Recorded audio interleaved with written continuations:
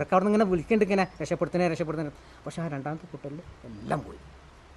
ഇത്രയും ഭീകരമായ അവസ്ഥ നേരിട്ട് കാണുകയും അതിൻ്റെ തീവ്രത അനുഭവിക്കുകയും ചെയ്തതിൻ്റെ ഷോക്കിൽ ഇവരുടെ മനസ്സിലുണ്ടാക്കിയ ആദിയും സങ്കടവും ഇവരെ നേരിട്ട് കാണുമ്പോൾ നമുക്ക് അനുഭവിച്ചറിയാൻ കഴിയും.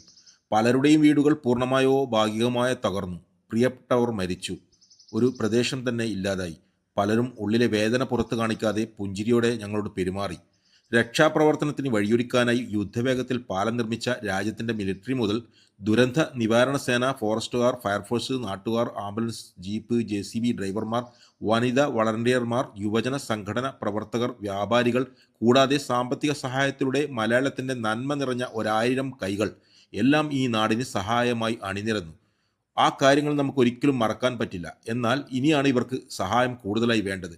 ഗവൺമെൻറ് തലത്തിലുള്ള പേപ്പർ വർക്കുകൾ ആ സഹായത്തിന് വേഗത കുറയ്ക്കരുത്. അതിനായി ഓഫീസുകൾ കയറിയിറങ്ങുന്ന ഒരു അവസ്ഥയിൽ ഇവരെ